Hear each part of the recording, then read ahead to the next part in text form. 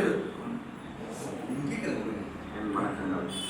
எனக்கு இந்த ஜோதிடம் என்ற புனித கலையை கற்றுக் கொடுத்த என் குருமார்களாகிய திரு முருகன் ஐயாவின் பாதம் பணிந்தும், திரு ராமமூர்த்தி ஐயாவின் பாதம் பணிந்தும், திரு சிங்காசவேல் ஐயாவின் பாதம் பணிந்தும், திரு ஜெயபால் ஐயாவின் பாதம் பணிந்தும், திரு பழனி பிருகு பிரபாகரன் ஐயாவின் பாதம் பணிந்தும் என் உரையை தொடங்குகிறேன்.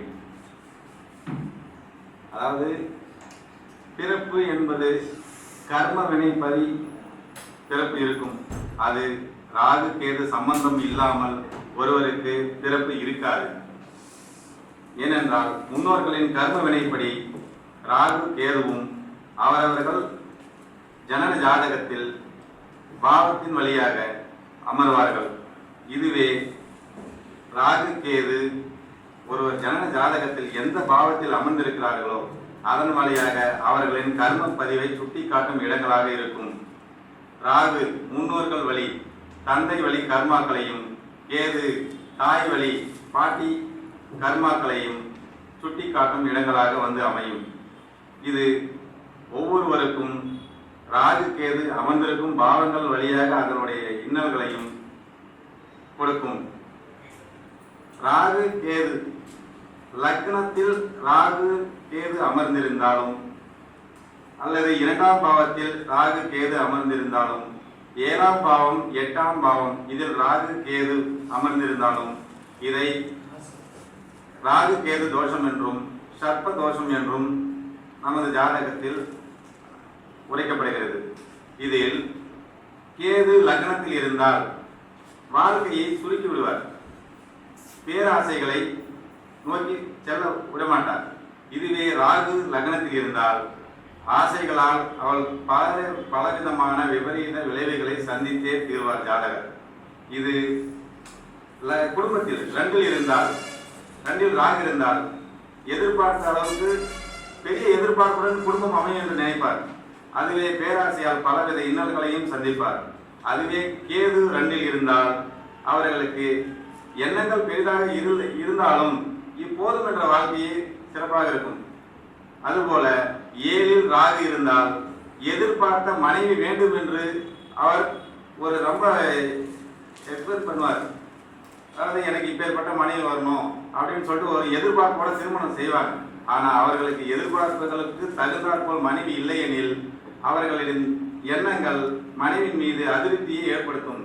இதுவே ராகு கேது பொருத்தமுள்ள ஜாதகங்களை பொருத்தும்படி திருமண பந்தத்தில் இணைக்கும்படி நம் ஜோதிட குருமார்களையும் ஜோதிட நண்பர்களையும் கேட்டுக்கொள்கிறேன். மேலும் இந்த ராகு கேது மேஷ லக்னத்தில் இருந்து மீன லக்னம் வரை, இல்லை அது லக்னம் கோச்சாரம் ராசி எதுபடி இருந்தாலும் அதற்கு சில பரிகார ஸ்தலங்களை இங்கு சொல்ல விரும்புகிறேன். மேஷத்தில் ராகு இருந்தால் திருச்செங்கோடு நாகர்பள்ளம் ஆதிசேஷ பகவானை வழிபட்டால் அவர்களின் வாழ்வு மிகவும் சிறப்பாக இருக்கும். அதுவே மேஷத்தில் கேது இருந்தால் உச்சி பிள்ளையார் திருச்சி அவரை வழிபட்டால் அது சிறப்பாக இருக்கும். அதுவே ரிஷபத்தில் ராகு இருந்தால் கீழவெல்லூர், திருச்சி டு முசிறி வழியில கீழவெல்லூர் காமேஸ்வரன் ஐஸ்வர்ய மகாலட்சுமி ஆலயம். ரிஷபத்தில் கேது இருந்தாலும் அதே ஆலயத்திற்கு சென்று வழிபட்டாலும் அவர்களுக்கு சிறப்பான பலன்களை கொடுக்கும். அதுபோல மிதுனத்தில் ராகு இருந்தால் திருப்பாம்பரம் ராகுஸ்தலம் கும்பகோணத்தில் வழிபாடு செய்தால் சிறப்பான பலன்களை தரும். மிதுனத்தில் கேது இருந்தால் இரட்டை விநாயகர் சன்னதி திருநெல்வேலி சென்று வழிபட்டால் அவர்களுக்கு சிறப்பான பலன்களை தரும். அதுபோல கடகத்தில் ராகு இருந்தால் சந்திரசேகர பெருமாள் திங்களூர், கும்பகோணம் தஞ்சாவூர் அருகில் உள்ள திங்களூரில் சந்திரசேகர பெருமாள் கோவில் வழிபாடு மிகவும் சிறப்பானதாக இருக்கும். கேது பகவான் கடகத்தில் இருந்தால் திருக்கடையூர் தள்ளவாகன கணபதி வழிபாடு மிகவும் சிறப்பாக இருக்கும். சிம்மத்தில் ராகு இருந்தால் திருப்பட்டூர் பிரம்மா கோவில், அதாவது தலையெழுத்தை மாற்றி அமைக்கும் இடம் என்று சொல்வார்கள். அந்த திருப்பட்டூரில் பிரம்மாஸ்தலம் திருச்சி அருகில் உள்ளது. அதன் வழிபாடு மிகவும் சிறப்பானதாக இருக்கும். அதுவே சிம்மத்தில் கேது இருந்தால் திருவண்ணாமலை ஆலயத்தின் உள்ளே கோபுர நுழைவாசின் வழியாக இருக்கும் விநாயகர் சிறப்பான வழிபாடை தரும்.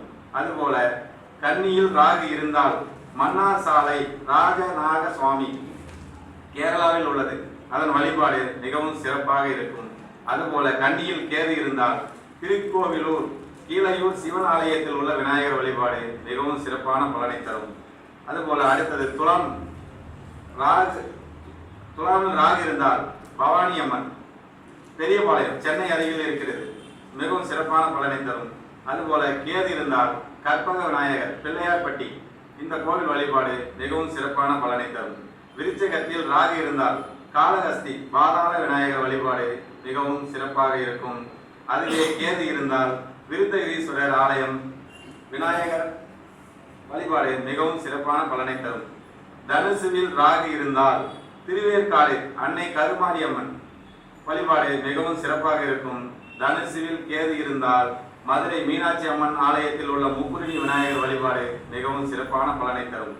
அதுவே மகரத்தில் ராகு இருந்தால் திருமுருகன் பூண்டி திருப்பூர், அதை ராகுஸ்தலம் என்றும் சொல்வார்கள், ராகு கேதுகளுக்கு உண்டான பரிகார ஸ்தலம் என்றும் சொல்வார்கள். அதை வழிபாடு செய்தால் மிகவும் சிறப்பான பலனை கொடுக்கும். அதுவே கேது இருந்தால் திருநாரையூர் பொல்லா பிள்ளையார் நம்பியாண்டார் நம்பி என்று சொல்வார்கள், அங்கு இருக்கும் பிள்ளையாரை வழிபட்டால் மிகவும் சிறப்பான பலனை தரும். அதுவே கும்பத்தில் ராகு இருந்தால் நாகராஜா கோவில் நாகர்கோவில் அங்கே வழிபட்டால் ராகுவோட ஆதிக்கம் குறைந்து அவருடைய வாழ்வு வளம் பெறும். அதுவே கும்பத்தில் கேது இருந்தால் மணித்தீர்த்த உச்சிஷ்ட கணபதி திருநெல்வேலியில் உள்ளது, அதன் வழிபாடு மிகவும் சிறப்பான பலன்களை தரும். இதுவே மீனராசியில் இருந்தால் மீனராசியில் ராகு இருந்தால் திருச்செந்தூர் முருகன் கோவில் பள்ளி கொண்ட பெருமாள் மகாலட்சுமி ஆலயத்தில் உள்ளே வழிபட்டால் அதன் ராகுவோட ஆதிக்கம் குறைந்து வாழ்வில் வளம் பெறுவார்கள். அதுவே மீனத்தில் கேது இருந்தால் மணக்குள விநாயகர் பாண்டிச்சேரி அல்லது பழனியில் உள்ள பாதாள விநாயகர் கோவில், இதன் வழிபாடு மிகவும் சிறப்பான பலனை தரும். எதற்காக இந்த ஆலயங்கள் எல்லாம் சொல்கிறேன் என்றால், கோச்சார வழியாக ராகு கேது பயணம் பண்ணும் போதும் இல்ல ஜனன ஜாதகத்தில் லக்னத்தின் அடிப்படையில் இந்த ராகு கேது அமரும் போதும், அல்லது பிறப்பு ஜாதகம் நிறைய பேருக்கு தெரியாதுங்க, அதனால சில பேர் பஞ்சாங்கத்தில் வைத்துக் கொண்டு ராசியின் அடிப்படையில் ராகு கேது அமரும் இடத்தை தற்போது கோச்சார கிரகத்தை வைத்து ராகு கேது அமரும் இடத்தை வைத்து பலன் பார்ப்பார்கள். அவர்களுக்கும் இந்த ஆலயங்கள் சென்று வழிபட்டால் மிகவும் பலனை தரும். அவர் ராகு கேதுக்களால் ஏற்படும் துன்பங்களில் இருந்து விடுபடலாம். மேலும் ராகு கேதுக்கள் முன்னோர்கள் வழி கர்மா என்று சொல்லிவிட்டேன். அந்த முன்னோர்கள் வழி கர்மாவின் வழியாக தான் இந்த ஜென்மத்தில் அவர்கள் பிறப்பு வழியாக ஏற்படும் கர்ம வினைகளை தீய வினைகளை அனுபவித்தே ஆக வேண்டும். எனவே இந்த பிறப்பில் நாம் எந்த ஒரு கர்ம வினைகளையும் செய்யாமல் முடிந்த அளவுக்கு நல்ல நல்ல வினைகளை செய்து மக்களிடம் நல்ல முறையில் இருந்து வாழ்ந்து தன் கர்ம வினைகள் இல்லாதபடி செல்ல வேண்டும். இதுவே எனது வேண்டுகோள். இந்த வாய்ப்பளித்த தர்மபுரி ஜோதிட நல சங்கத்திற்கு எனது மனமார்ந்த நன்றிகளை தெரிவித்துக் கொண்டு என் உரையை முடித்துக் கொள்கிறேன். நன்றி, வணக்கம்.